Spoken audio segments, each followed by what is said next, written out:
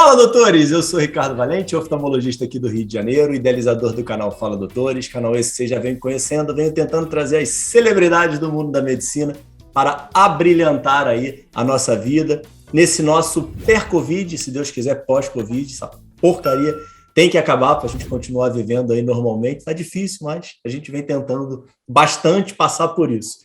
Hoje mais uma super celebridade, que eu agradeço imensamente estar participando, doutora Carina Debonis Tomás, médica infectologista, hoje diretora médica do Hospital 9 de Julho, da Rede DASA, mais uma árdua defensora da importância da residência médica na vida do médico. Conversei bastante com o Thierry sobre isso, foi maravilhoso. MBA de qualidade e segurança no IDOR, super tia da Júlia e da grande Gabriela, grandes tesouros aí da sua vida. Fala, doutora Carina, tudo bem? Tudo bom, Ricardo. Legal estar aqui com você, obrigado pelo convite, mas eu sou zero celebridade, zero. Sou uma médica muito ligada ainda em questões assistenciais, muito preocupada com o paciente, estou muito longe de estar em holofote de celebridade, mas muito bom estar aqui com você. Já sei que a história vai ser maravilhosa, porque sempre começamos com a humildade, isso sempre vem evoluindo aí, são os melhores episódios. Então, já fico feliz por causa disso, tá? Eu aqui mando no canal super celebridade, não vem com essa história para cima de mim, não, tá? E brigadão aí pelo teu tempo, tá? Beijão, Gi, por conectar a gente aí, foi maravilhoso aqui, um baita de um privilégio. Vamos com o pé na porta, me conte, que a gente comentou aí em off, tema polêmico. Você vai de assistência para gestão, de gestão para assistência, já como você colocou algumas vezes na tua vida, por que não consegue viver as duas áreas dissociadas? Elas são duas coisas? Elas são uma coisa só? Como é que é a tua visão em relação a esse tema tão polêmico aí que hoje o médico vem vivendo? Esse é um tema bom. Até pouco tempo eu fiz uma mudança, né, de carreira, mudei de companhia, e aí no processo das entrevistas todas, isso vinha com muita frequência, né? Me perguntavam, Carina, agora você está numa função corporativa e agora você quer voltar para uma diretoria técnica de hospital? Como que é isso na sua cabeça? A evolução não seria você buscar uma carreira cada vez mais executiva? Eu acho bem engraçado quando eu vejo as descrições de cargo assim, gerente médico executivo, diretor executivo.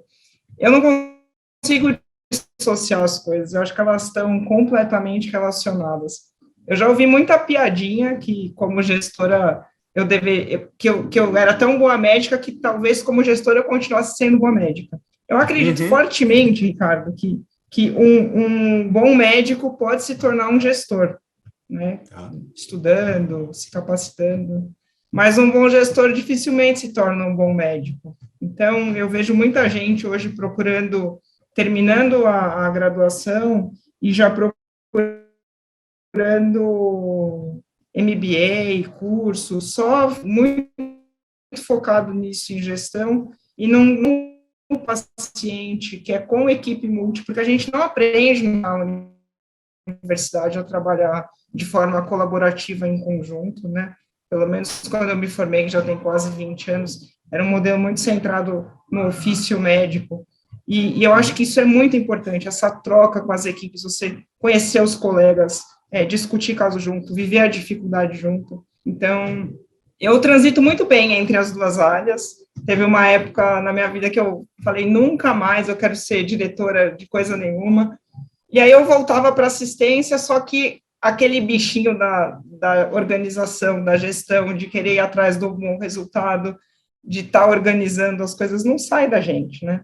Então, em pouquíssimo tempo, dava lá 3, 4 meses, eu recebi um chamado de alguém da diretoria e falei, mas veja bem, o setor já está tão organizado, já está tudo indo tão bem, né? Eu fazia uma época assistência num hospital no ABC, e aí me chamaram uma vez numa reunião de resultado, falaram, quem é a médica agora dessa unidade de negócio? Porque mudou a unidade, né? O giro está melhor, não temos mais reinternação, não tem retorno crítico dos pacientes que ali encaminham. Aí eu timidamente falei, sou eu, né? Falaram, olha, eu acho que a gente já pode levar você para outras áreas. E aí foi isso que foi acontecendo, né? De uma sala com 13 doentes, eu peguei 2 com 13 doentes, depois fui transferida para a enfermaria, para fazer a gestão compartilhada com o time médico. Então, eu não sou engessada, assim, numa função.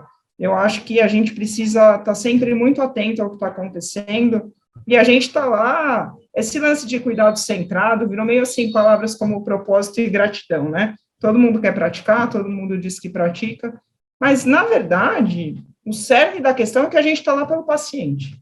Então, eu não consigo dissociar, sabe? E eu gosto muito de conseguir conciliar as coisas, né? E acho que tenho tentado levar a minha vida dessa forma, assim. Essa questão de terminologia que você está colocando, eu acho fundamental, né? Hoje tem a questão do valor, né? Tem a questão do cuidado centrado no paciente, né? E, teoricamente, você meio que volta às bases hipocráticas, né? Então, eu acho que a medicina meio que foi se perdendo e as pessoas resgatam. Eu entendo o teu ponto, eu acho que o negativo é que umas pessoas se empoderam desses nomes, né?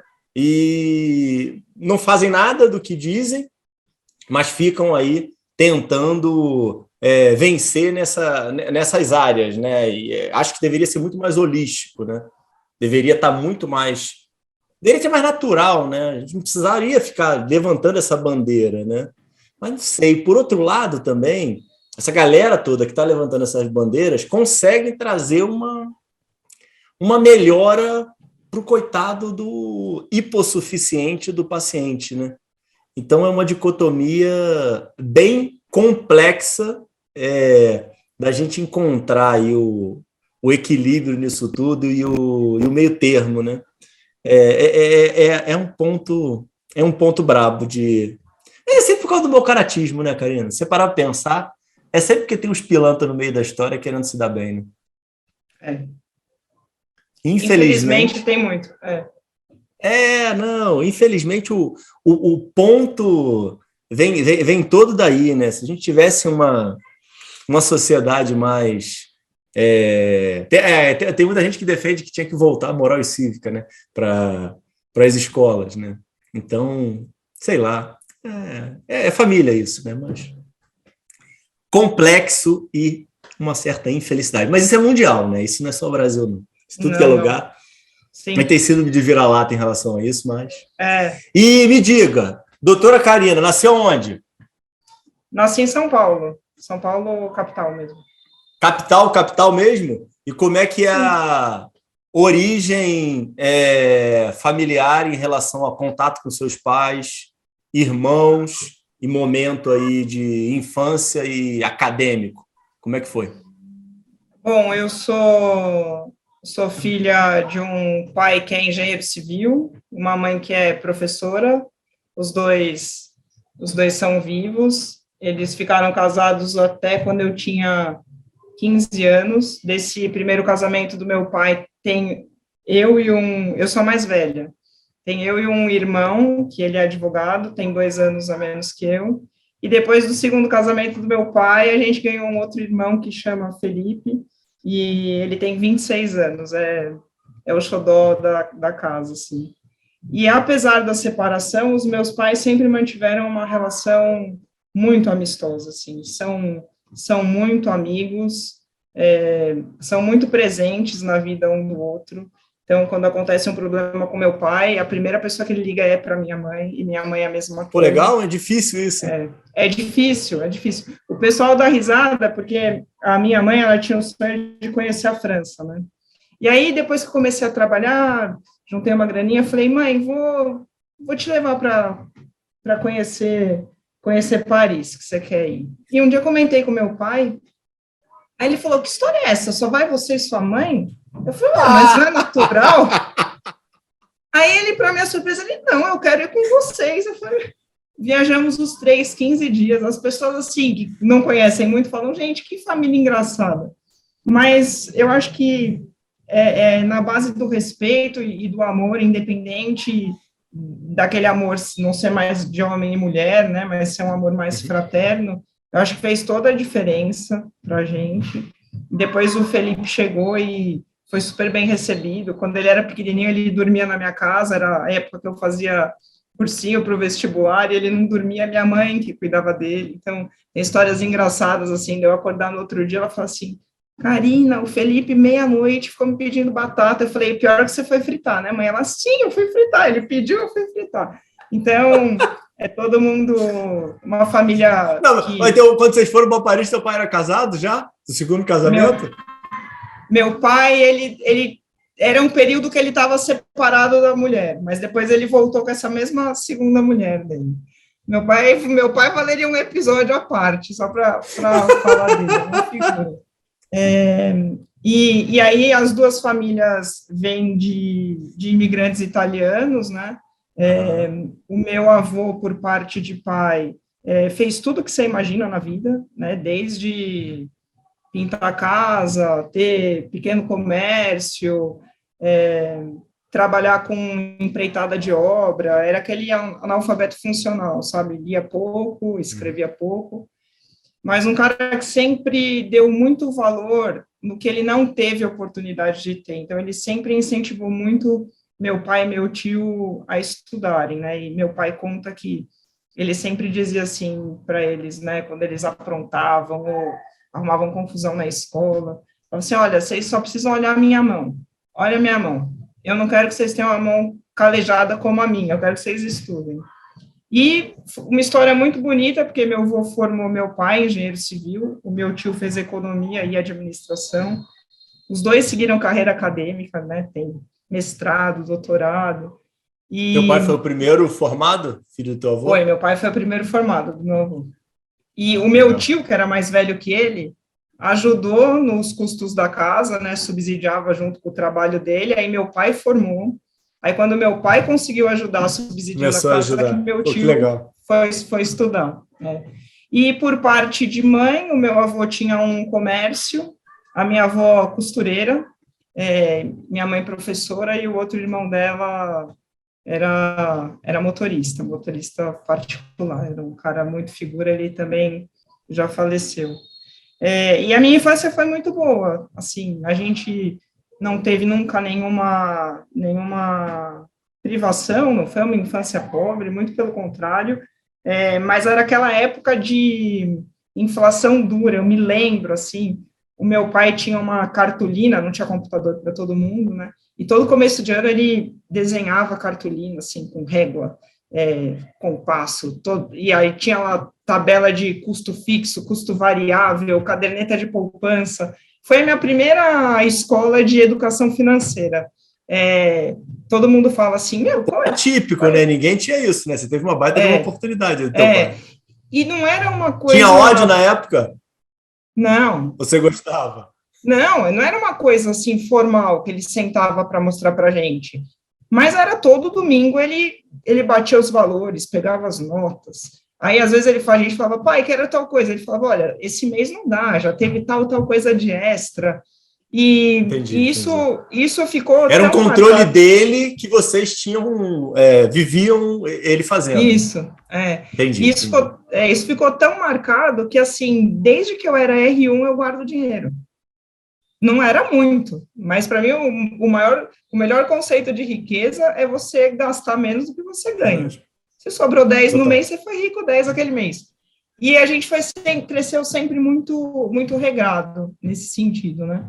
Então, fui viajar para o exterior, foi essa primeira vez que eu fui com a minha mãe, já formada, com o dinheiro que eu trabalhei e ganhei. Mas a gente teve uma vida, e tem, assim, uma vida muito feliz, né? Você falou das minhas sobrinhas, agora elas são o maior motivo de encontro nosso, assim. Então, a Júlia faz teatro e fez uma peça lá com o grupo dela de teatro no fim de semana, e vai todo mundo, aquela família italiana chora, né? A Gisele falou, Karina, você chorou de soluçar. Eu falei, eu sou assim. Não tem jeito. A hora que abriu a cortina, que eu vi a menina sentada, eu falei, mas ela ainda está sentada, ela não falou nada. Eu falei, acostume-se, família de italianos, é tudo um drama ou uma festa, né? Então, foi foi uma infância muito boa. Eu não tenho, a gente sempre estudou em escola particular. Meu pai sempre Boa a aluna ou não? priori, não, excelente aluna. Sempre fui uma excelente aluna. Aquelas assim que atrapalhavam os outros, porque eu era muito arteira de pequena, né? Eu conversava muito. Eu tinha um amigo que eu nunca me esqueço dele, o Luiz Cláudio. Ele era a mesma pegada que eu, assim. E a gente acabava a lição e ficava falando, falando. E aí chegava a época de ter lugar marcado. Eu era numa extremidade da sala e o Luiz Cláudio na outra extremidade. E o meu irmão já era mais tranquilão, assim. Minha mãe falava: Meu, eu vou na sua reunião de alunos, sempre a mesma coisa. Olha, a Karina é ótima, aluna aplicada, mas fala muito, bagunça. Depois, com o tempo, fui aquietando, assim. O colegial eu fiz uma escola construtivista, né? Não fiz um colegial tão tradicional, tão ortodoxo, e nada voltado para o preparo do vestibular, né? Então, eu aproveitei muito o colegial, o que foi muito bom, assim, Uhum. com uma formação em humanas muito boa. Eu, uma época, queria fazer história, né? Mas meu amor pela medicina foi maior. E aí, dos 14 para frente, assim, eu tinha certeza que eu queria ser médica, mesmo não tendo nenhum médico na família, né? Então, não tinha alguma inspiração nem nada. E aí, por volta dessa idade, o meu avô materno, ele teve um tumor de próstata e Uhum. com metástase óssea, então ele tinha muita dor. E eu vi, às vezes, irem coletar exame dele, uma vez eu vi coletar a medula dele, eu nem sei hoje para que foram coletar aquela medula dele em casa. Mas eu falei assim, meu, eu acho que eu quero ser médica. E aí foi, né? Terminei esses anos do colegial, fiz 2 anos de cursinho.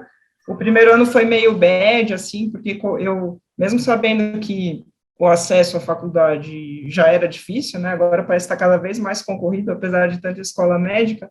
Mas eu tinha aquela ponta de esperança. Aí eu fui para algumas segundas fases, mas aí depois não deu em nada.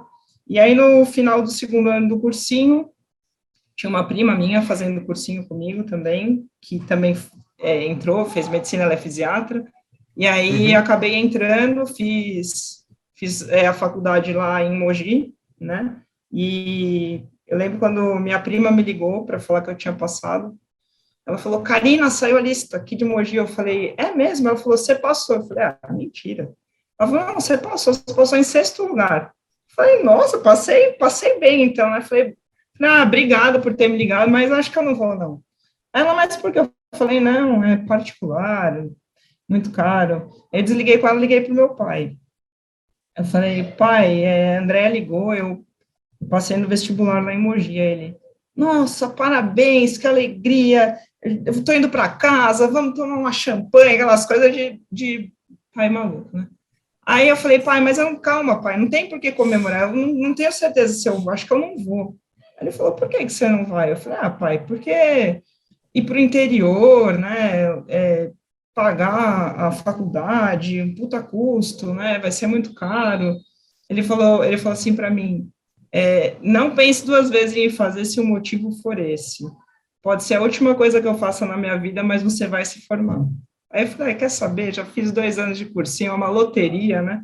Acabei indo e foram anos ótimos, assim.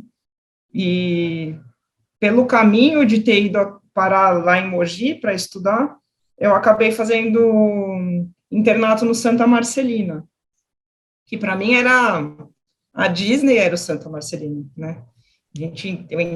Primeira vez que entrei naquela sala de emergência, falei: nossa, é isso, né?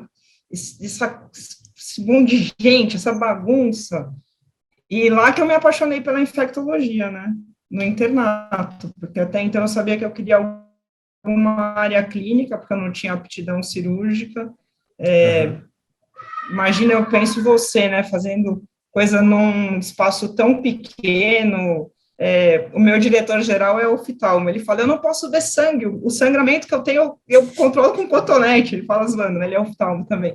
Eu sabia que eu não queria uma área cirúrgica, e aí a infectologia lá no Santa Marcelina, que tinha como chefe o Dr. Reinaldo Salomão, que é da Escola Paulista, eu fiquei encantada, assim, de já ir para uma especialidade com tanta área clínica envolvida, e aí eu prestei a prova de residência pelo SUS e passei, fiquei lá no Santa Marcelina 3 anos na residência, depois fiquei contratada lá, fiz preceptoria de ensino, e aí a vida real começou mesmo. E esse teu primeiro momento de morar fora aí, quando você foi para fazer a faculdade, foi diferencial para você? Foi importante? Ou você já morava fora em São Paulo? Você morava Não, com os pais ainda? eu sempre morei com a minha mãe, e no começo é aquela festa, né? Você acha que vai morar fora, que vai ser incrível, mas tinha muito, ainda bem que era perto, porque quando eu ficava meio assim, nossa, já deu, né? Não quero ir para a Atlética, não quero ir no treino, não quero ir para o ensaio da escola de samba para a pré-intermédia, eu quero mesmo ir comer a comida da minha mãe. Era muito perto, pegava o carro, em 1 hora e 15, eu estava em São Paulo na minha mãe. Mas eu acho que é bom para a gente criar mais responsabilidade, né? Não tem ninguém fazendo nada por você. Então, você tem que cuidar do que você usa de roupa, você tem que ter a pia em ordem, né? Não tem ninguém para falar, olha, vai lá lavar a louça. Então, você acaba conseguindo conciliar as coisas, porque mesmo sendo um curso integral, a gente saía cedo, então dava tempo de estudar, dava tempo de cuidar da casa, dava tempo de visitar os amigos. Não foi traumático por ser perto, então eu vinha muitas vezes de quarta-feira, a família é toda de corintiano, né? Então tinha muito jogo, assim, a gente sempre se reúne, essa semana mesmo, né? Teve jogo, meu pai falou, você não quer vir aqui? Eu falei, pai, já estou velha, começo a ficar com sono, na hora de voltar sozinha dirigindo não é uma boa, mas não foi ruim não, foi uma experiência boa. Mogi é uma cidade legal, é pertinho, bastante frio, tem uma festa lá no meio do ano, que é a festa do Divino, que é muito boa. E me diz um negócio, eu não perguntei para você isso em relação até na tua infância. Esportes tinham alguma presença na tua vida? Você falou de atlética aí, agora eu lembrei disso.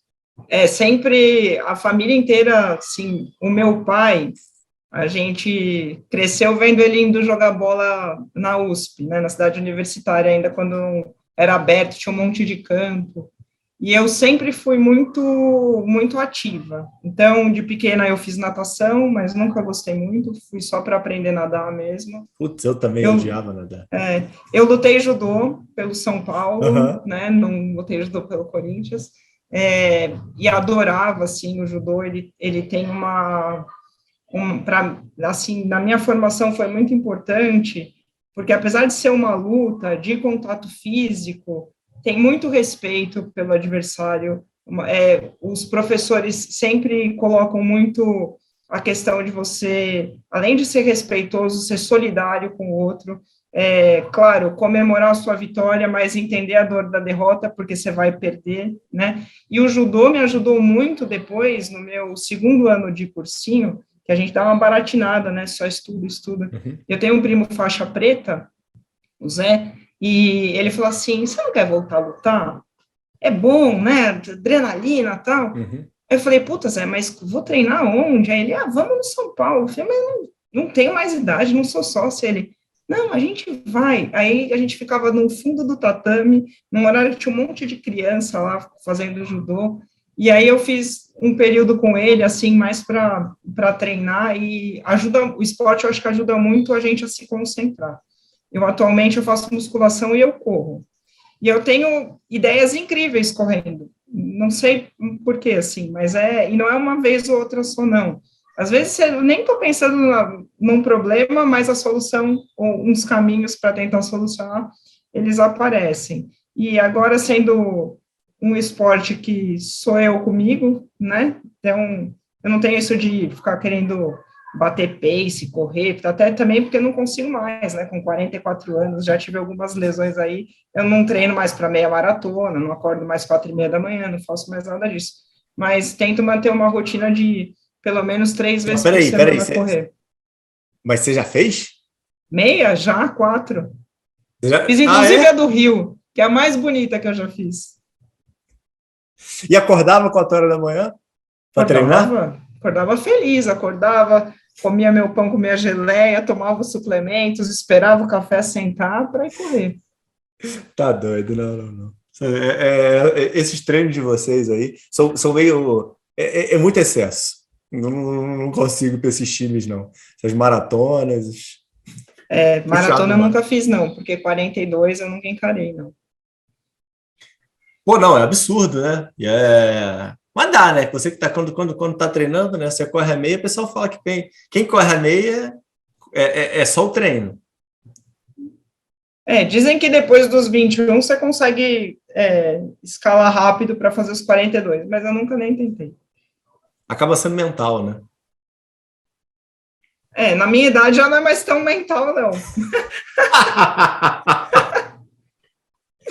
Tá, maravilha. E aí, o encontro da Infecta aí, então foi bem baseado pelo teu tempo aí de Santa Marcelina. Foi. Não sei, isso aí E teve dúvida para fazer? Você chegou a fazer prova para outra coisa ou não? Foi focada... Não. Só fiz prova para infectologia e quando passei lá no Santa, fiquei muito feliz porque na minha cabeça era meio que uma continuidade, né? Porque no internato eu consegui passar por várias áreas, então eu tinha um time de R1 novo comigo, mas já conhecia todo mundo que do R1 foi para o R2, e a gente rodava muito junto dos residentes da clínica médica. Uma outra coisa que a residência abriu muito a minha cabeça, Ricardo, é desmistificar a melhor formação do médico em São Paulo, sabe, como um grande centro formador. Lá no Santa, a gente teve contato com uma turma muito, muito diversa. Então, tinha gente do Pará, tinha muita gente do Recife, tinha gente de Natal, tinha gente de Minas, tinha gente do Sul. E, cara, assim, médicos que davam show, assim, já, sabe? Primeiro ano de residência, uma formação boa, vindo de internatos com qualidade, consistência. Então, além de tudo, foi muito bom para desmistificar isso. E eu tenho até hoje grandes amigos do tempo da residência, assim, gente muito querida, gente que me inspirou muito. Eu sempre me lembro de um residente que fez nefro depois, eu era R1, ele era R2, ele chama Fábio. Quando a gente passava o round para pegar o plantão, ele sempre descobria os pacientes, né? Um dia eu olhei e falei, nossa, o Fábio passa e descobre todo mundo. Aí, no fim, que acabou a passagem de plantão, eu falei, ô Fábio, posso te perguntar uma coisa? Por que você descobre todo mundo? Ele, nossa, engraçado, você é a primeira pessoa que me pergunta isso. Ele falou, porque ali eu já começo a examinar o doente. Já consigo presumir como está o balanço dele, já vejo se ele está anasarcado ou não. Eu falei, depois peguei esse bom hábito também. Eu chegava já para pegar o plantão, já ia descobrindo os pacientes para começar a ter um feeling, uma percepção de quem a gente tinha que ver primeiro. Eu acho que o meu maior período de aprendizado da minha vida até hoje foram esses 3 anos da residência. Eu vejo com muita tristeza quando alguém banaliza esse período e acha que vai sair, né, e já sabe tudo, já está apto. Muito se falou, né, de ter uma época, uma prova, né, para o cara poder trabalhar como médico, igual tem a prova da OAB. Não sei se seria um caminho a ser perseguido mesmo. Eu acho que as pessoas... Está voltando forte essa ideia. Eu acho que as pessoas têm... A vida é feita de opções, né? Mas eu já vi muito colega que... não, vou ganhar dinheiro aqui 2, 3 anos e depois eu faço. Já vi uma centena que não voltou para fazer residência coisa nenhuma e vai tocando a vida, né? Então, eu acho que essa questão de fomentar a residência, hoje eu estou numa companhia que a gente tem residente dentro da companhia, com um plano de educação que englobe as áreas, que fale de gestão de risco, que traga, sim, coisas da gestão que são importantes também, o médico precisa aprender, né? A gente, não sei agora, né, mas a maioria de nós saiu cru total em relação a isso.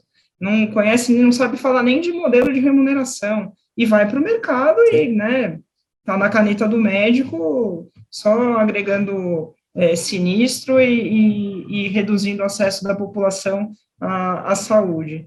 E eu amo o SUS, assim, eu penso que num futuro, assim, meu objetivo é tentar devolver para a sociedade tudo que a vida já me deu. E eu acho que doando, né, seja o trabalho, seja voltando a ajudar na formação de médicos, seja lá como for, eu acho que um dia eu ainda volto a contribuir com o SUS.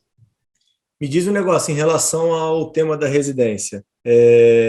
Uma coisa que eu falei para caramba, na verdade foi o Giovanni que falou, o Giovanni Thierry que falou, que ele discorda muito da questão do diverso número de faculdades abertas, número de vagas, tal, e aí depois tem um gargalo, que o número de residências não é correspondente a isso, e acaba que a gente tem um bando de médicos formados sem ter especialização, e ele é muito defensor mesmo da residência, da especialização, em que deveriam ter mais vagas de residência para dar oportunidade para todo mundo. Como é que você vê isso? Mais vaga de residência, menos vaga de médico, como é que é teu ponto de vista para isso? Eu já fui mais radical em dizer que não tinha que ter tanta escola médica. Eu acho que talvez a liberação de novos cursos devessem passar por critérios mais estreitos, assim. Não dá para você formar uma galera que não tenha onde fazer um internato, ou que você não tenha minimamente um grupo de professores bem capacitados para auxiliar na formação. Eu acho que a gente precisaria, sim, ter um aumento no número de vagas da residência, porém, tem muitas questões de legislação que impedem isso. Então, hoje, para você subsidiar um programa de residência que não seja público, ele não é barato, né? Uhum. E, hoje em dia, eles meio que aplicam a mesma legislação trabalhista para a galera da residência. Concordo que tenha que ter bolsa, eu acho que tem que ter folga pós-plantão, tem que ser um ambiente de educação, porque muitas vezes fica aquela coisa de tocação de serviço e o cara não tem nem tempo para estudar. Mas acho que esse é um impeditivo, sabe, Ricardo? Se tivesse algum subsídio, alguma isenção para quem quer fomentar a residência, ampliar programas, eu acho que a gente conseguiria num intervalo menor isso. Porque a gente vê, não sei como são as federais aí no Rio, mas a gente tem uma federal aqui em São Paulo que hoje em dia não tem especialidade que não fecha o número de residências, porque ninguém quer ir para lá, porque o sistema não provém o mínimo que o cara precisa no exercício da profissão, né?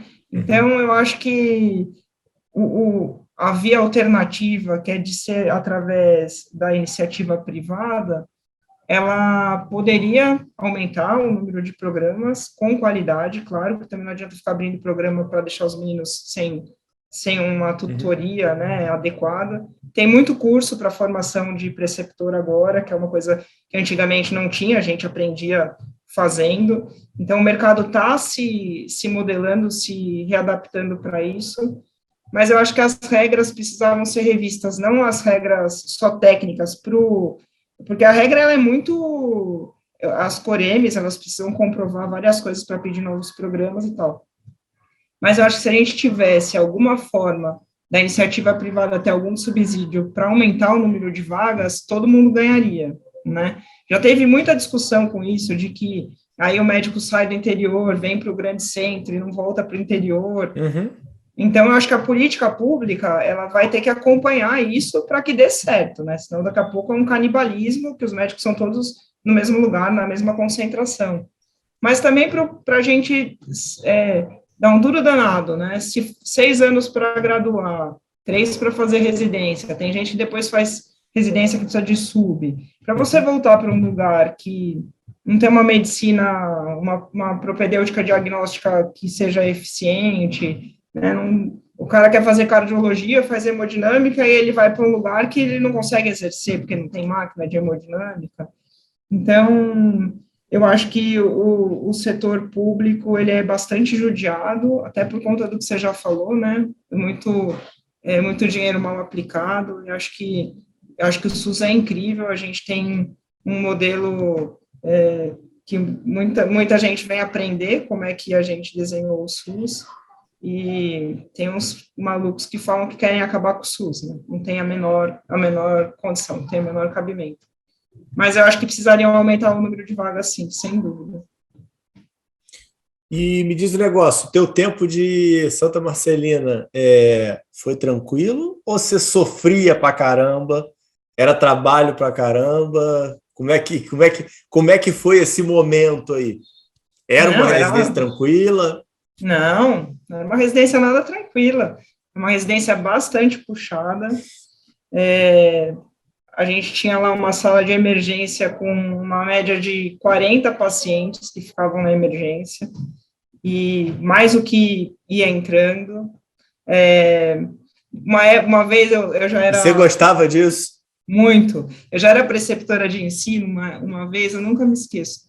Sala de emergência lotada, não tinha nem a maca do choque livre. Aí gritaram, parada! Aí eu me lembro, eu peguei o paciente, estava heparinizando, um infarto sem supra, peguei a bomba, levei ele, falei, senta aqui na ponta da maca, que fica 2 doentes sentados na maca, que vai chegar uma parada. Ricardo, a hora que entra na sala, era uma policial, uma paciente sentada na cadeira de roda, balançando o pé, assim. Aí, eu falei assim para a policial, que parada é essa? Aí ela, eu achei que a paciente tivesse parado. Eu falei, não é possível, você tá louca, olha como que tá a sala. Ela falou assim, louca é você, eu vou te prender. Aí os residentes, doutora, pelo amor de Deus, o senhor não pode, vai sair preso. Você não pode ser preso. Aí eu falei assim para a policial, eu falei, olha, a senhora pode me dar voz de prisão, mas assim, não tem ninguém que vá cuidar dos doentes. Aí ela largou a paciente lá na cadeira de roda, foi lá no posto policial, reclamou de mim. Depois minha chefe chegou e falou assim, já soube que você aprontou hoje, né, doutora Marta? Eu falei, não aprontei nada. Ela me grita que é parada, eu tiro o doente com heparina, sento ele do lado do outro doente, chegam aqui com o pezinho balançando. Ela falou, ai, Karina, você não tem jeito. Eu falei, não tinha muito mesmo, 20 anos atrás eu era meio da pá virada. Mas era... Cada porta aberta era aquela aflição, né? O bom é que a gente tinha tudo ali, né, Ricardo? Tinha um time muito bom na UTI, tinha uma equipe de hemodinâmica. Você saiu quando, Santa Marcelina? Quando eu entrei? Você saiu quando? Você chegou a trabalhar lá com o Jamil? Eu sou contemporânea do Jamil. Ah, é? Só que ele não era mais residente, ele já era preceptor, já era chefe, né, na hemodinâmica. Eu entrei em 98, formei em 2003 e saí da residência em 2007. Mas eu fiquei lá mais uns 8 anos, assim, na preceptoria, e fazendo outras unidades eu fazia controle de infecção. Trabalhei no Santa Marcelina do Tiradentes, trabalhei no Itaim Paulista, então... Tenho quase que aquelas plaquinhas de patrimônio, sabe? Quando ia dar o plaquinha de patrimônio, eu falei, não, vou trabalhar mais perto. Mas era uma loucura, mas era uma loucura boa. Me diz um negócio, grana, nesse momento, dava plantão fora, morava fora, como é que foi essa tua organização? E ainda tinha que juntar dinheiro, você já contou pra gente aqui que... Desde o meio do R1, eu já dava plantão fora. Remunerado? Os R2, remunerado. Os R2, sempre com um R2 referência, né, porque tem que ter juízo. Então, tinha uns hospitais... Você tinha? Lá. Tinha, total. Tá bom. Não ia sozinha, porque, né, não pode brincar com o outro, né, não pode fazer para o outro o que você não quer que façam para você.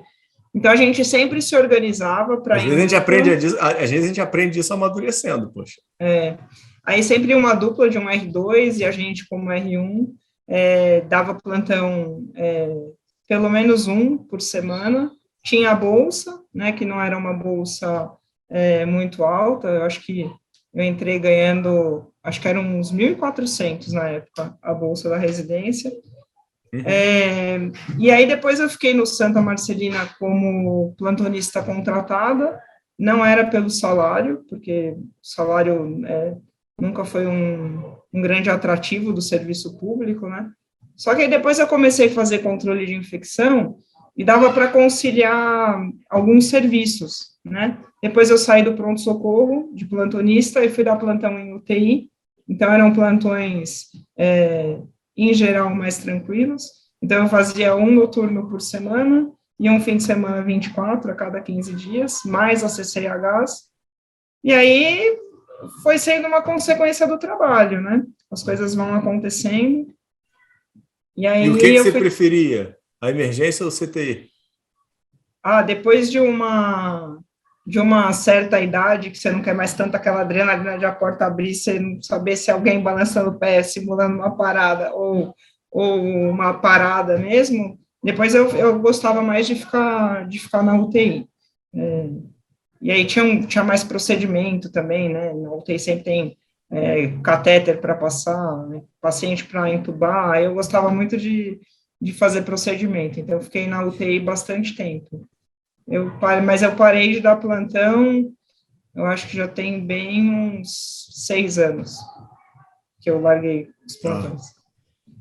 E me diz um negócio, os outros cursos que você foi buscar, como é que eles foram aparecendo na tua vida? Para que você foi inventar fazer auditoria médica? Então, eu fui fazer auditoria porque me chamava muito a atenção. Eu sempre gostei muito de paciente complicado, né? E olhava muito, eu gosto muito de trabalhar com paciente crônico, longa permanência. E aí eu olhava, às vezes, alguma condução de caso, como infecto, eu pensava assim, nossa, esse doente aqui está tanto tempo, né? E talvez algum alinhamento com essa operadora ou com essa família, a gente conseguisse deshospitalizar, e fui vendo aquelas prescrições enormes, aquele monte de exame.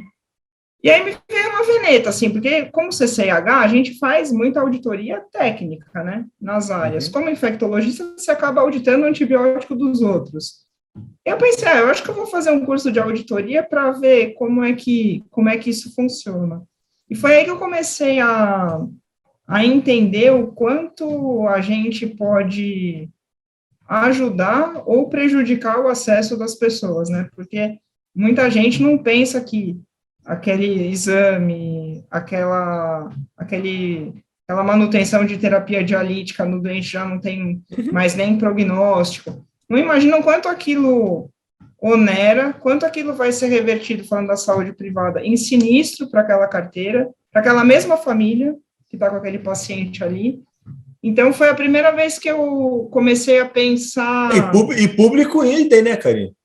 Público idem, porque isso piora o acesso. Se não pior, né? Exatamente. Quantas vezes a gente ficou com um doente semanas esperando um marca-passo na UTI, um marca-passo provisório? Se ele tivesse um marca-passo no dia, e aí infecta, né? Toda aquela coisa que acontece.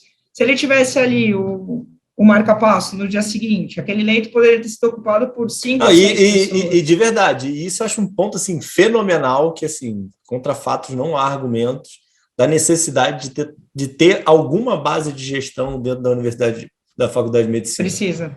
E o pessoal fica falando, porque não dá tempo, é muita coisa, não dá para botar mais coisa na grade e tal. Eu falo, o sistema hoje a gente sabe que é insustentável, né? A gente está totalmente colapsado. Então, se a gente não mudar essa mentalidade, acho que você foi magnífica trazendo esse ponto. Não tem como mudar. Fato é que o mercado da saúde suplementar não cresce, né? Agora, ainda depois da pandemia, toda essa crise, essa inflação, as operadoras sem reajustar um tempão. Então, e aí vira um círculo vicioso que aí as operadoras tentam cercear cada vez mais, controlar cada vez mais. Sim. espaçar os prazos de liberação da ANS, vem uma multa ou outra, uma NIP ou outra, mas para eles isso já é do jogo. Então, eu acho que eu fui fazer a auditoria, hoje eu vejo que é porque eu já tinha essa ideia de racionalizar recurso com pertinência, fazer o que precisa, para quem precisa, na hora que o cara precisa. E foi meu primeiro insight nesse sentido. E aí, depois da Infecto, eu migrei para a coordenação de pronto-socorro. Coordenação de pronto-socorro, eu fui fazer coordenação de UTI, sem nunca nem ter título de UTI, então eu coordenava médicos com título de terapia intensiva, né, era meio estranho. Mas é porque essa questão de organizar, de ter uma comunicação mais efetiva com a família, outro dia mesmo, né, tem um amigo que está internado e a irmã dele chegou e não estava entendendo nada do que estavam falando. Eu falei, vem cá, eu vou te explicar. Aí eu fui do começo ao final em 5 minutos, com uma linha de raciocínio lá. Você pode ser professora desses meninos, eles não estavam conseguindo me explicar nada. Eu falei, porque a gente vai aprendendo a como comunicar de uma forma mais fácil, né? E aí, depois que eu fui fazer esses períodos de gestão de pronto-socorro e de UTI, foi meio que natural aparecer uma diretoria, né, para fazer. E aí foi que eu fui um pouco mais para o lado da gestão e aí saí dos plantões. Não, mais ou menos natural, né? Peraí, aí também volta a sua humildade, né? Não é natural, não. Você estava entregando, pô. É verdade, estava entregando, E aí fiquei fazendo... Fica muita gente pelo caminho, né? Nessa tua jornada aí. Ah, fica muita gente. Fica muita gente. Mas sabe o que eu vejo também, Ricardo? Eu fiz uma diretoria corporativa que eu respondia por uns 6 hospitais, né? São Paulo e cidades próximas, assim. Aonde isso, Karina? Na Notre Dame. Tem muita gente, muito colega mais novo, que vem muito iludido para fazer gerência, para fazer diretoria. E aí, quando vê que o game ele é pesado, que é 24/7, que é problema o tempo todo, que além de todas as coisas que acontecem diariamente dentro da unidade, você tem análise para fazer, indicador para entregar, plano de ação para desenvolver, formar um time, porque ninguém faz nada sozinho, absolutamente ninguém faz nada sozinho. Se engana quem acha... né, que, o médico faz nada sozinho, nada, né, desde o cara que passa a visita na enfermaria, até o cirurgião da cirurgia mais complexa, se não tiver todo um back-office sustentando aquilo, né, hotelaria funcionando, higiene, central de esterilização, farmácia para entregar, técnico para circular a sala, faz nada sozinho. E aí eu fui gostando disso, né, achando que eu tinha jeito para isso. E aí fiquei diretora um tempão, depois apareceu a oportunidade de fazer essa diretoria corporativa, e muito médico, que eu estava falando, que eu já tinha perdido o gancho, vem achando que é tranquilo, e dá 3, 4 meses, claramente você vê que o cara está desalinhado com o que ele se propôs a fazer, né, e a gente tem uma carência de gestores, né, na saúde, quando a gente precisa recrutar um coordenador, um gerente, porque hoje mudou, né, a expectativa do paciente é outra, do familiar é outra, das instituições são outras, a gente precisa trazer as melhores práticas para dentro do hospital, a gente precisa ser custo efetivo, a gente precisa ter pertinência, então é um trabalho que vai, eu falo para os coordenadores, né, foi-se o tempo que o coordenador era um fazedor de escala, né? Hoje ele precisa treinar médico, ver resultado de protocolo assistencial, fazer proposta de melhoria, e a galera, muita gente não quer, porque vem com a ilusão também de que o gestor na saúde ganha salários faraônicos, e não é isso, né,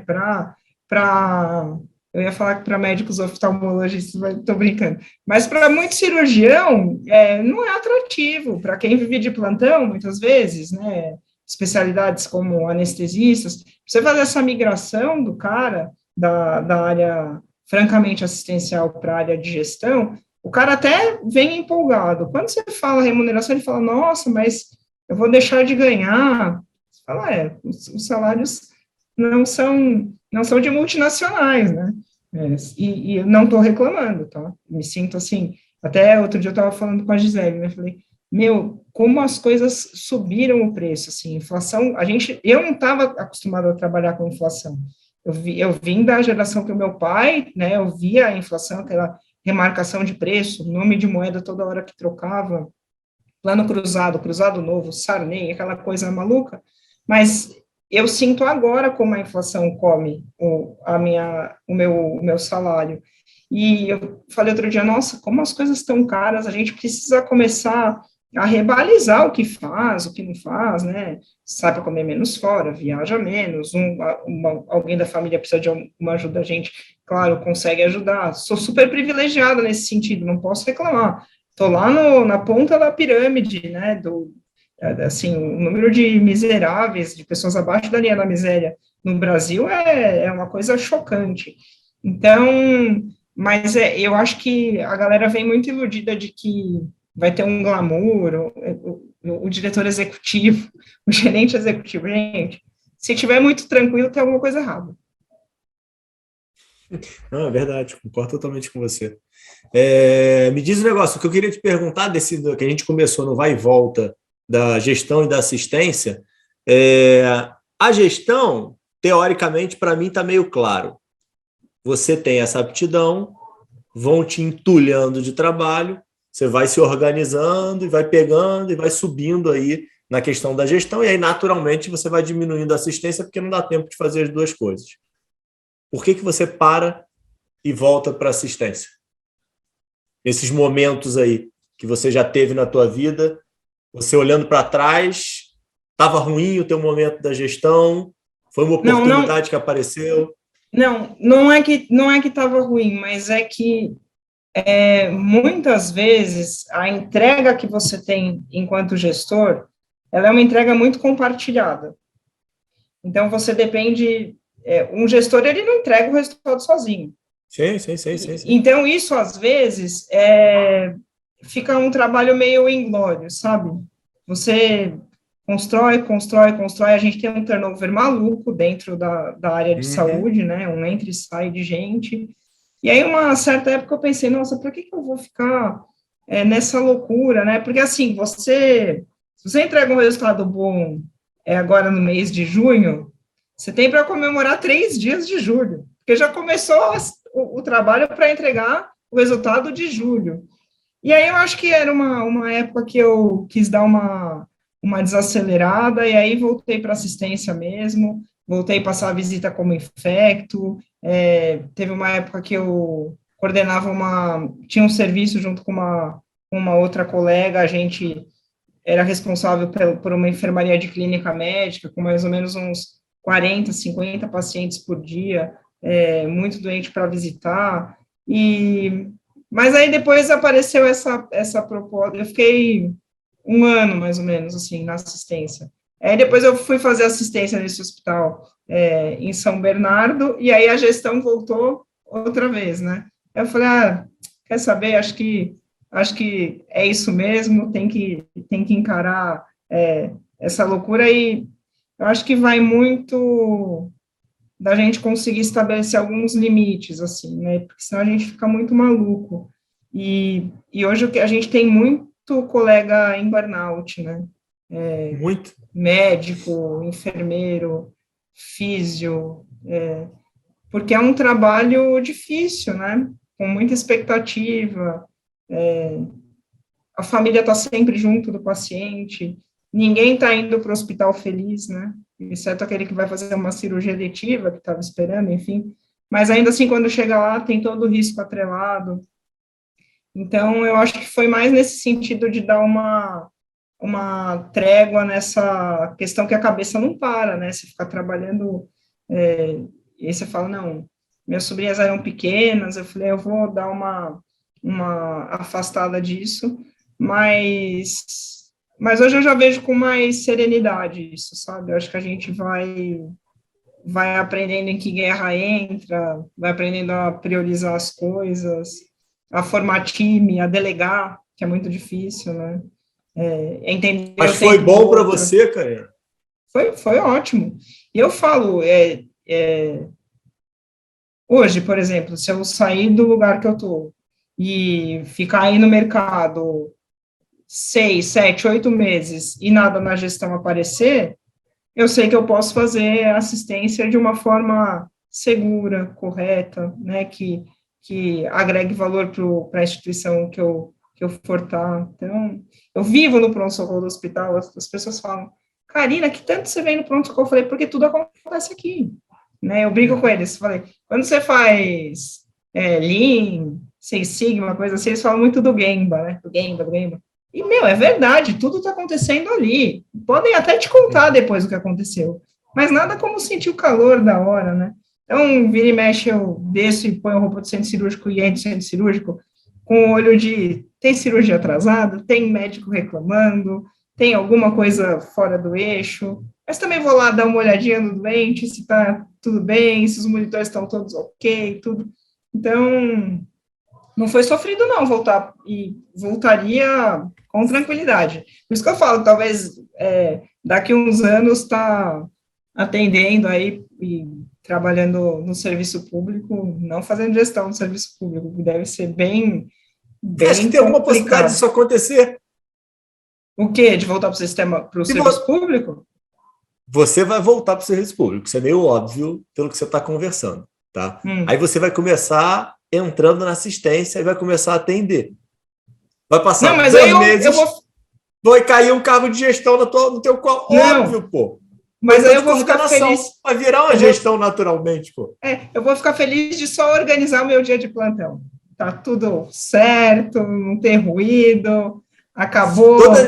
Todas as empresas que você passou, você entrou nas empresas como assistência? Ou você foi passando nas empresas já como gestora? Na Notre Dame eu já entrei gestora. Eu entrei... Não, mentira. Eu fazia coordenação de equipe de hospitalista num hospital da Notre Dame, também no ABC. E aí, depois de poucos meses, eu virei diretora dessa unidade. Tá vendo?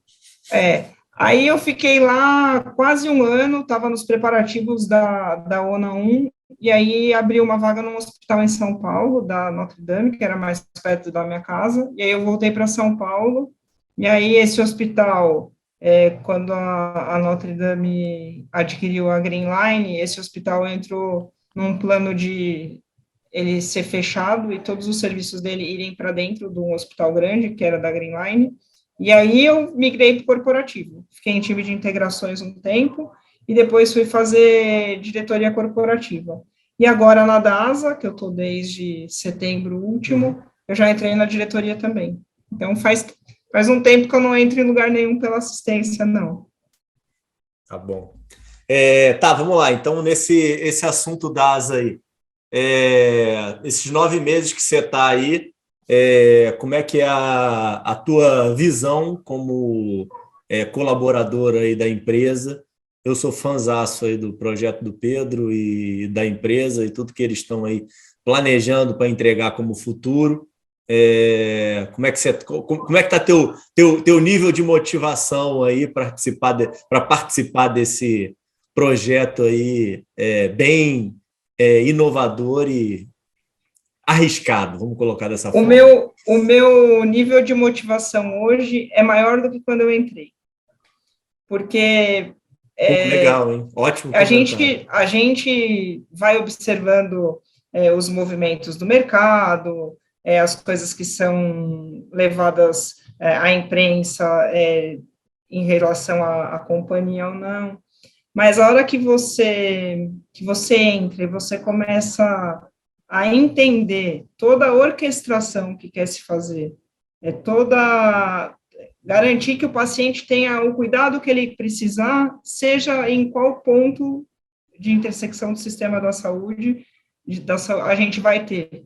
A gente já tem dentro da companhia, né? Então, desde o exame mais simples ao mais complexo, desde a internação mais simples, o segmento pós-alta, o gerenciamento de doentes crônicos, produtos com genética, é uma infinidade.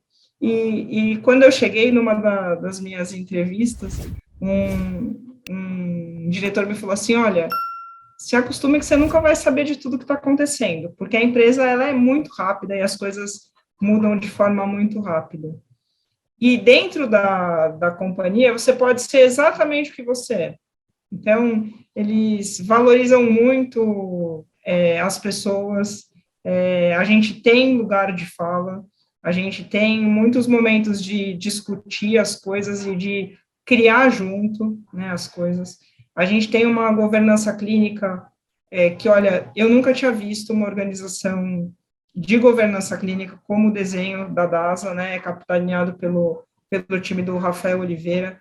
Então, é um lugar que eu aprendo muito, porque muitas vezes a gente, dentro do hospital, você tem lá uma curva de aprendizagem e as coisas são mais ou menos aquelas, né?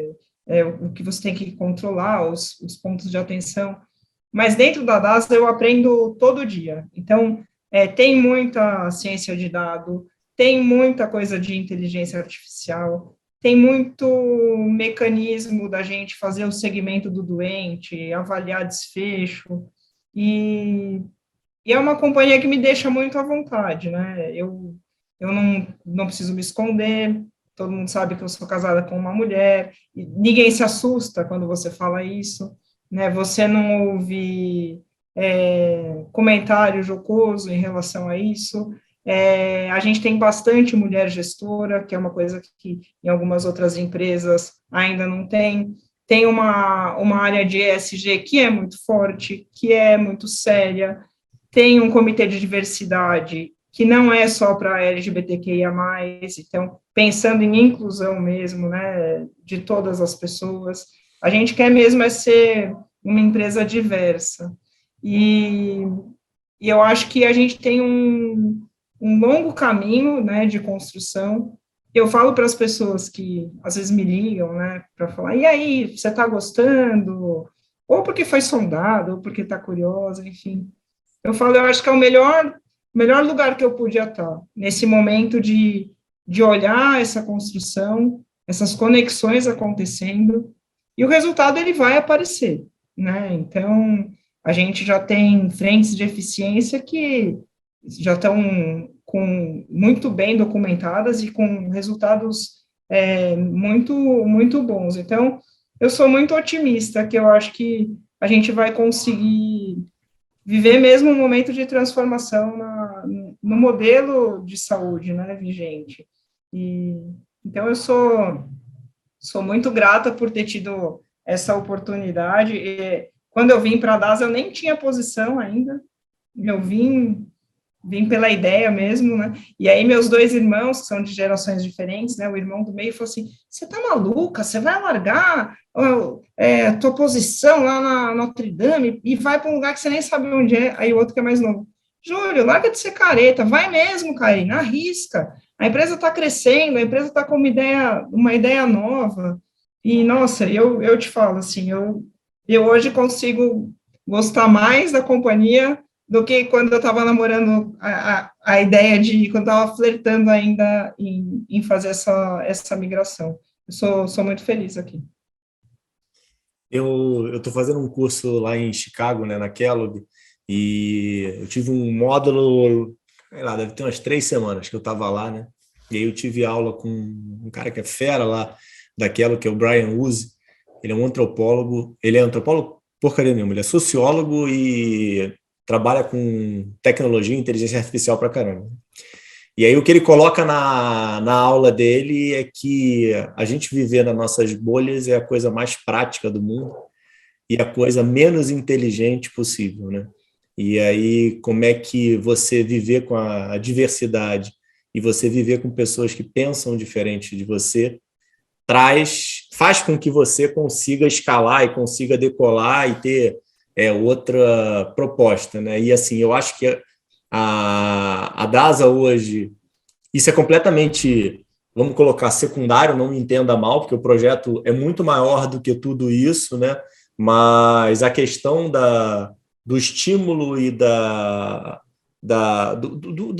do poder que você está colocando, de ser você mesmo, ter essa diversidade como um pilar da cultura da empresa, né? Faz com que, muito provavelmente, vocês hoje, que você está dentro desse time todo, consigam aí atingir esses objetivos aí que são tão arrojados, né? Interessante esse ponto de vista pra caramba, né, cara? Tenho certeza que sim. A gente tem, às vezes eu olho assim, né? Com o passar da idade, eu aprendi a ser mais observadora. E às vezes eu olho assim as pessoas que, mesmo no Teams, assim, né? Em alguns fóruns, algumas discussões, eu falo, meu, puta, que prazer estar ouvindo esses caras falarem, olha o que eles estão pensando, né? Olha o que desdobra disso. E são pessoas muito, muito sérias, são pessoas honestas, né? Então, eu tenho referências, eu tenho líderes hoje que são incríveis, assim. Quando eu terminei uma das minhas entrevistas, que foi com o Leonardo Vedolin, eu baixei o computador assim, eu falei assim, se ele não me chamar, eu vou pedir para ir de graça. Eu vou falar que eu quero dar um jeito de acompanhar esse cara algum tempo, assim, e é incrível, assim, eu fazia, às vezes, alguns alinhamentos um a um com ele, e hoje a gente tem um contato menor, né, porque ele tem inúmeras outras áreas de atuação dentro da companhia, mas sabe aquele cara que você conversa e você sempre aprende alguma coisa? Eu falo, meu, parece vinho, assim, né? Vai ficando cada vez melhor. E eu acho que é muito importante a gente ter admiração e respeito pelas pessoas que estão com a gente no trabalho. E aqui dentro eu tenho, né? Então, eu quero ter uma vida muito produtiva dentro da companhia e fazendo o que eu sei fazer de melhor.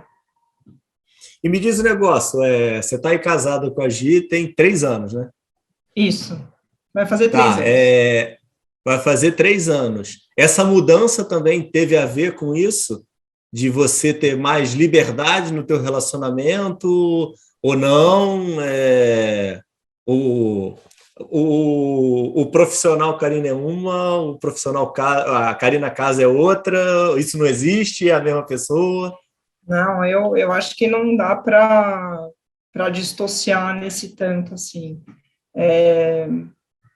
Eu acho que foi importante, sim.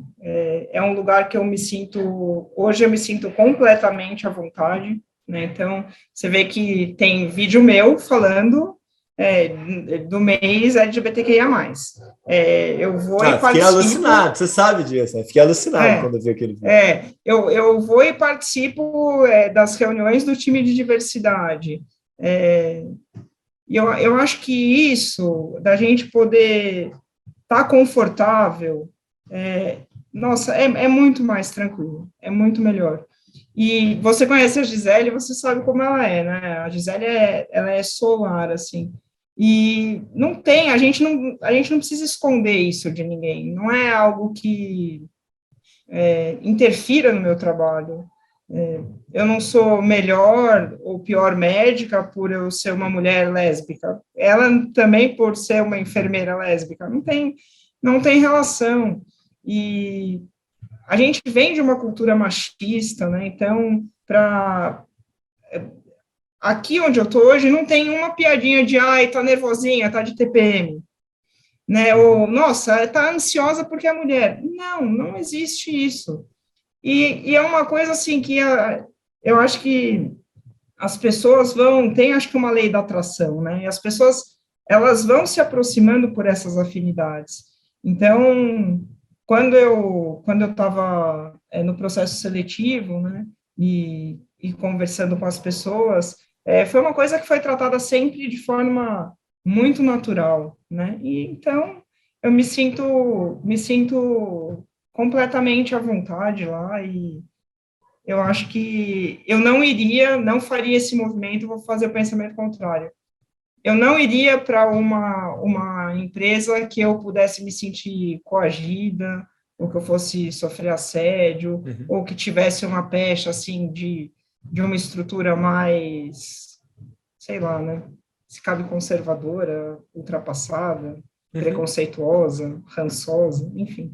Talvez não fosse. Então. E você sofreu muito, Karina, durante tua vida profissional, preconceito da tua opção? Então, o Bruno, que é meu diretor-geral, outro dia ele me perguntou isso, né? Eu nunca fiz disso um motivo de sofrimento, mas já passei por situações constrangedoras, já passei de ter que ouvir piadinha e ficar quieta, já teve evento corporativo, aquelas chatices, né? Você tem que ir no dia do médico, então, ou num jantar que as pessoas vão acompanhadas, aí você chegar e aí, você não trouxe seu marido, né? E aí era meio que uma saia justa, falar assim, não é que eu não trouxe meu marido, eu não tenho um marido, eu tenho uma esposa, então eu meio que esquivava disso, e às vezes até evitava. Olhando para trás, eu vejo que muita gente que era próxima a mim, o tempo que eu não tinha essa, não sei, não é, muita gente fala, essa é corajosa de ficar falando isso, eu não sei se é coragem, não tinha segurança de falar isso, de achar que ia ter um pré-julgamento, alguma coisa assim, eu sempre esquivava. E agora não, agora do mesmo jeito que eu acordo e escovo os dentes, quando me perguntam, e o seu marido? Eu falo, não, meu marido é uma esposa, né? Ela vai bem, né? Não quis vir me acompanhando. Então, eu acho que a gente não sofre, assim, eu acho que a gente é mais por conta de ser mulher, sabe? Eu acho que ainda a gente precisa ter mais voz, a gente precisa ter mais lideranças femininas, como a gente precisa ter mais pretos dentro dos hospitais com a gente, em todos os lugares no mercado de trabalho. As pessoas têm que estar onde elas quiserem estar, e não porque são idosas ou porque são deficientes. Então, eu acho que eu nunca fiz disso um martírio, mas eu consigo me lembrar pontualmente de algumas situações bastante constrangedoras. E a gente estava na reunião da diversidade outro dia e perguntaram para um dos convidados como é que a gente faz para... Ele era até um psicólogo, né? Como que a gente faz para ir mudando as pessoas que ainda não têm um comportamento tão adaptativo, de entender a diferença, né? Ele falou que a melhor coisa é a gente falar sobre o assunto, a gente tentar, de forma muito clara, falar sobre isso, sem fazer disso um cavalo de batalha, e quando identificar qualquer desvio do que a gente quer, corrigir. Então, outro dia mesmo, eu vi uma pessoa falando um termo extremamente racista. Aí, me veio aquilo, eu chamei a pessoa de lado e falei, olha, você precisa reavaliar isso, a gente, né, não tem mais cabimento a gente falar isso. Ah, não, verdade, obrigada, valeu o toque.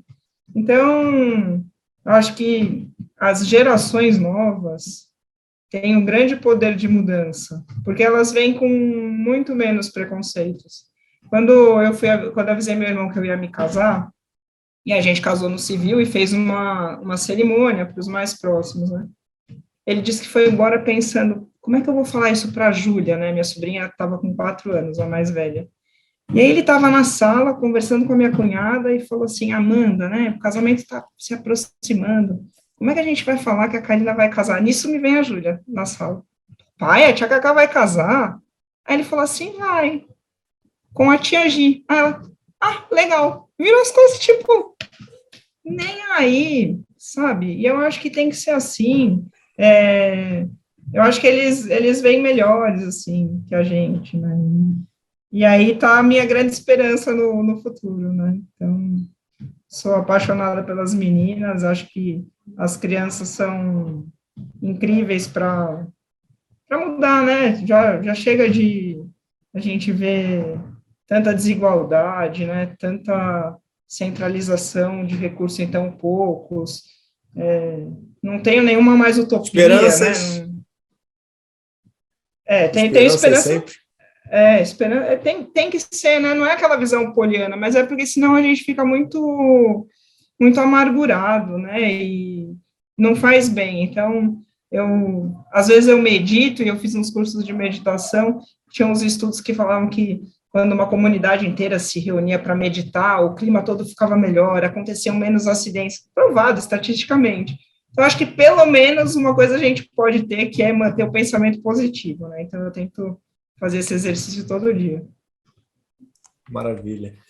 Me diz o negócio, quando que vai ser entregue essa plataforma DAS aí total? Quando é que todos os setores aí vão estar conversando e combinando? Isso daí é para quando e já encaixa dentro dessa pergunta aí, desse planejamento que vocês têm? Como é que você vê aí o caminho que a gente tem aí de saúde combinado com esse projeto aí que a DASA tem pela frente?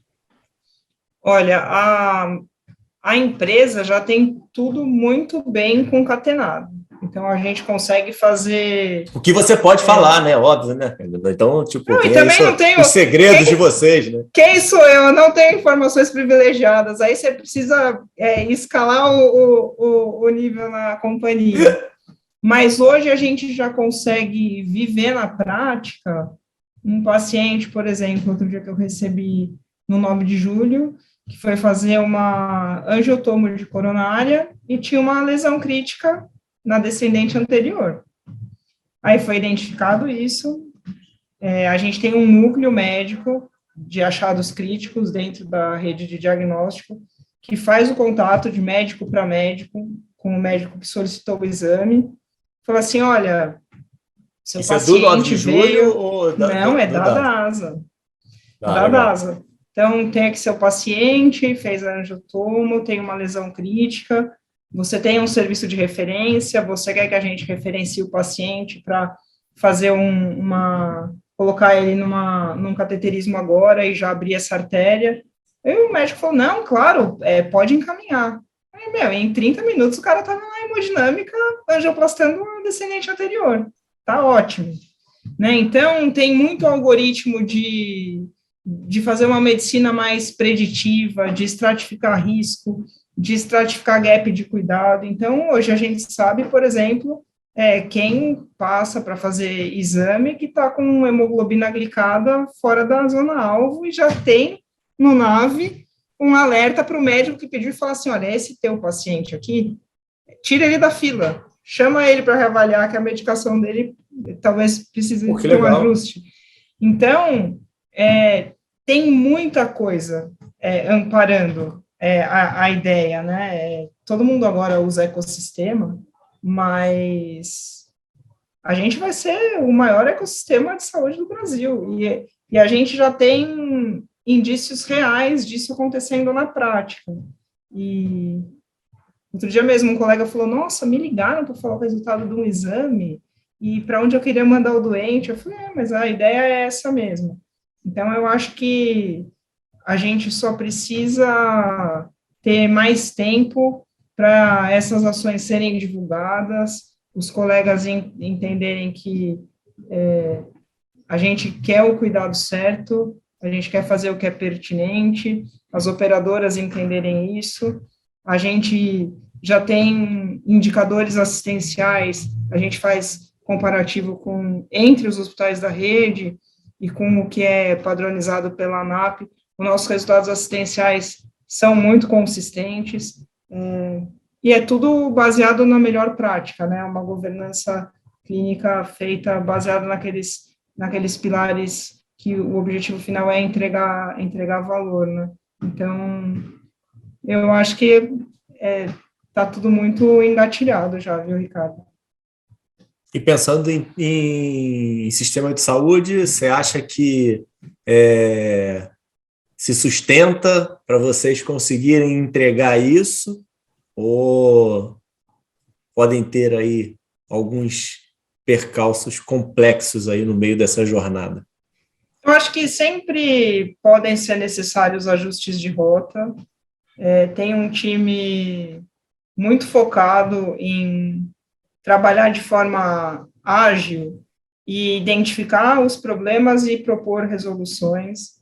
A gente tem ainda muitos insights vindos dos próprios colegas médicos, então a gente leva com muita seriedade tanto o NPS das unidades como o NPS dos médicos, então muitos médicos pontuam coisas, aparece lá, é muito demorado para a liberação de uma cirurgia. Mas o médico às vezes não entende que não é que o 9 é demorado para liberar a cirurgia.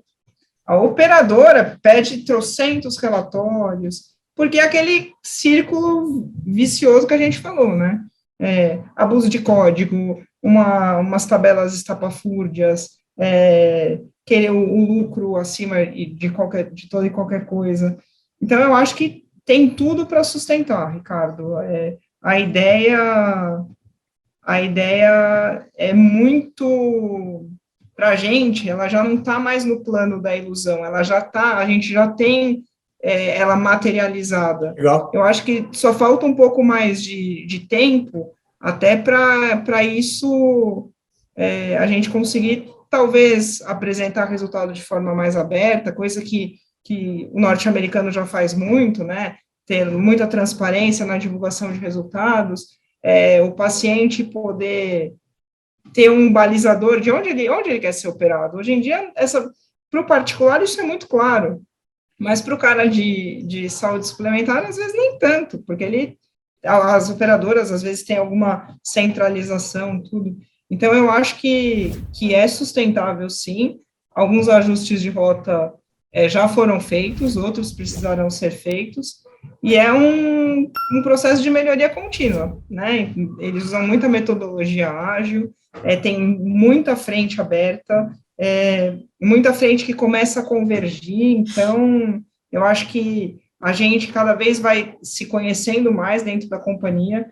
Outro dia o RH fez uma análise, o que tem de gente com menos de 2 anos dentro da companhia, então, a gente tá formando esse corpo, a gente está aprendendo a trabalhar em rede, dentro da rede hospitalar e dentro de todos os produtos que a DASA já tem, né?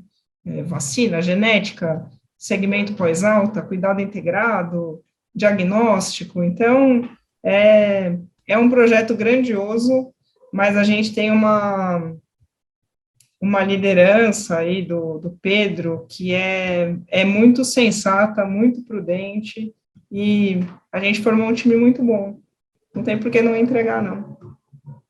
E aí, só vai ter um ecossistema, só vai ter uma plataforma, ou tem espaço para ter mais uma? Você diz de um concorrente? Exatamente. Na verdade, eu digo de mais do que um concorrente. Já perguntei algumas vezes isso daí para alguns de vocês aí dentro. Tem gente que fala que não, nós somos os únicos, os melhores, vamos dominar. Tem gente que fala que tem espaço para mais. Como é que é a tua visão? O que você vê aí que vocês hoje têm concorrentes aí tentando... acho que vocês estão à frente, estão entregando mais, mas tem pessoal aí correndo aí ao lado de vocês, né?